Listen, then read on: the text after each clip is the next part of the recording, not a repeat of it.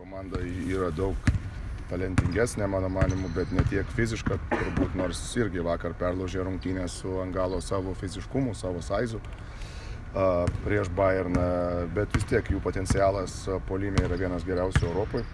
Aš manau, tikrai reikia tuos skaičius sumažinti, jeigu norim rungtynės turėti geras, nuimti greitą puolimą, atkovotus kamuolius. Tikrai jie prieš kokias 3-4 savaitės ko gero pakeitė savo idėją apie žaidimą ir žaidžia daugiau aukštesnių penketų, kadangi labai daug turėdavo problemų su atkovotais kamuoliais. Tai dabar jau Tomas daugiau žaidžia trečių numerių, Mitoglų išaugo rolė labai ir tikrai, sakau, įspūdingai dominuoja po krepšiais ir kažkiek tai tikrai pagerėjo Papajanio žaidimas, nes tikrai vakar buvo jisai didžiulis faktorius su savo 4 blokais ir sakyčiau dar kokiais 3-4 pakeistais metimais. Tai vėlgi tikrai laukia didelis darbas ir reikia užmiršti vakar dienos rezultatą, dvigubą savaitę, kaip galima kuo greičiau suprasti varžovą ir kaip mes galim išlošti rungtynes.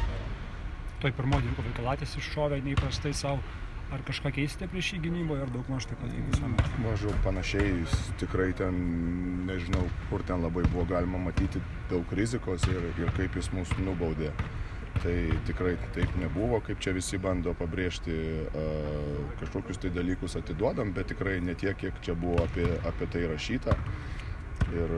Bet sakau, labai daug akcentų lieka panašių iš Belgrado, labai daug yra panašių žaidėjų kažkuriuose situacijose ir svarbiausia suprasti, kokio tai stiliaus žaidėjai ir ką mes bandom pasiekti.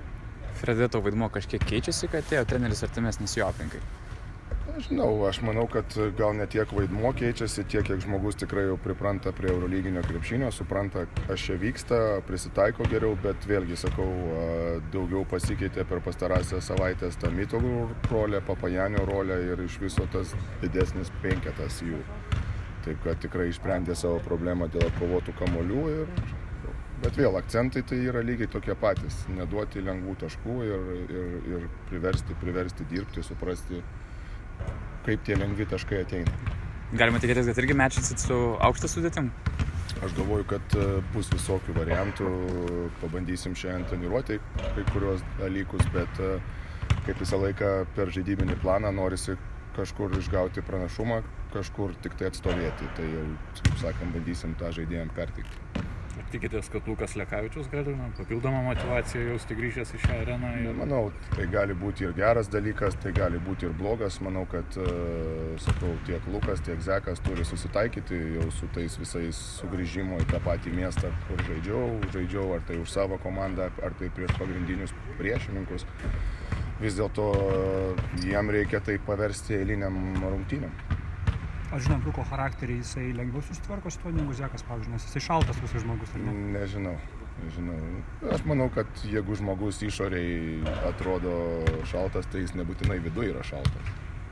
Žinote, čia sakau, iš žmogaus dvasiai į vidų neįlysi, koks jisai yra, ar jam sunku ar nesunku.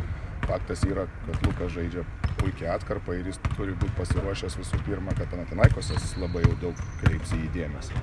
Taip kad tie dalykai, sakau, už kitų pusių jau nemažas laikas, tikiuosi ir jisai, ir Keisy, ir Zekas, ir visi tie, kurie turi sužaist, kaip sakant, susitvarkys su emocijom. Tokia pirma savaitė jums, kai išvyko rungtynės, vakar keliavot iš karto po rungtynių, ar kažkas jaučiasi, matosi, energijos vaidmuo kažkuom, ar viskas? Tai ką mes vakar žaidėm, dabar net nesteniravom ir sėjomės, tai to poilsio yra daug, tai aš negaliu atsakyti iš šitą klausimą. Bet šiaip tai, man atrodo, pilna laiko ir pailsėti, ir ta kelionė nelabai tolima, ir jau 3 valandą jau lovose gulėjom, taip kad išsimiegot gavom, treniruotė labai vėlyva, poilsio aibės.